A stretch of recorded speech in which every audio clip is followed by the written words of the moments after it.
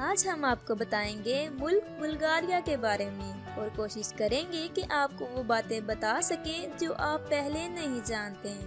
ملک Bulgaria جنوب مشرق میں واقع ایک ایسا ملک ہے 4 صدیوں سے زیادہ عرصہ اسلامی سلطنت یعنی سلطنت عثمانیہ کا حصہ رہا ہے۔ دوسرے ممالک کی طرح بلغاریہ کے پیچھے بھی ایک مطلب چھپا ہے۔ بلغاریہ نام اس ملک میں رہنے والے بلغاریہ قبیلے کے نام سے دیا گیا تھا۔ یہ قبیلہ 6 سال قبل مسیح میں یہاں آ کر آباد ہوا۔ یہ یورپ کا قدیم ترین ملک ہے اور اس ملک کی خاص بات یہ ہے کہ اس ملک کا نام آج تک تبدیل نہیں ہوا۔ بلغاریہ یورپی یونین کا حصہ بھی ہے جس کا رقبہ 11,993 کلومیٹر ہے۔ اس کے علاوہ اس ملک کی آبادی 71,05,000 ہے۔ بلغاریہ کا مکمل نام جمہوریہ بلغاریہ ہے۔ صوفیہ نامی شہر اس ملک کا دارالحکومت ہے جو بلغاریہ کا قدیم ترین اور عظیم شہر ہے۔ اس شہر کی کل آبادی 13 لاکھ ہے۔ بلغاریہ دنیا کا 130واں بڑا ملک ہے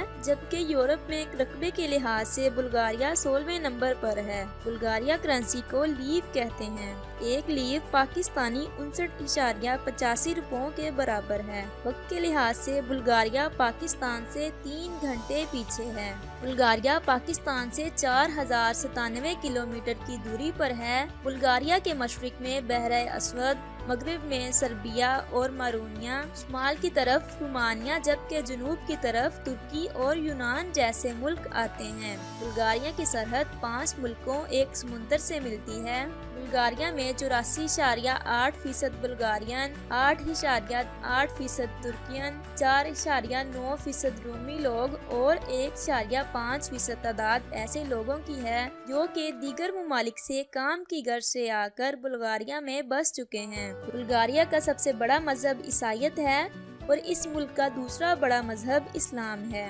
بلغاریہ کا قومی کھیل فٹ بال ہے اور یہ کھیل بلغاریہ میں بہت شوق سے کھیلا جاتا ہے۔ اس ملک کی قومی زبان بلغاری ہے جبکہ انگلش جدید زبان کے طور پر بھی استعمال کی جاتی ہے۔ بلغاریہ میں لوگوں کا ذریعہ معاش زراعت ہے جبکہ صنعت کاری دوسرے نمبر پر ہے۔ بلغاریہ کے کھانوں میں ترکی اور یونان کے کھانوں کا عکس نظر آتا ہے۔ بلغاریہ میں شرح پیدائش کم جبکہ شرح اموات زیادہ ہے۔ اس ملک کی ایک حیران کن بات یہ ہے کہ بلغاریہ کے ایک شہر میں لڑکیوں کو پسند کرنے کے لیے بھیجا جاتا ہے۔ بلغاریہ سرسبز درختوں سے گھرا ہوا ایک سرسبز ملک ہے جس کا 1/3 حصہ جنگلات پر محیط ہے۔ بابا ونگا کے نام سے ایک نابینا عورت کا نام تو آپ نے سنا ہوگا جس نے آنے والے وقت کے بارے میں پیشن گوئیاں کی تھی اور اس کی گئی پیشن گوئیوں میں سے کئی ایک درست ثابت ہو چکی ہیں۔ اس عظیم عورت کا تعلق بھی بلغاریہ سے ہے۔ بلغاریہ میں روز ویلی کے نام سے ایک ایسی جگہ ہے جہاں لاکھوں کروڑوں کی تعداد میں خوشبودار پھول اگائے جاتے ہیں۔ پوری دنیا کا 70 سے 75% حصہ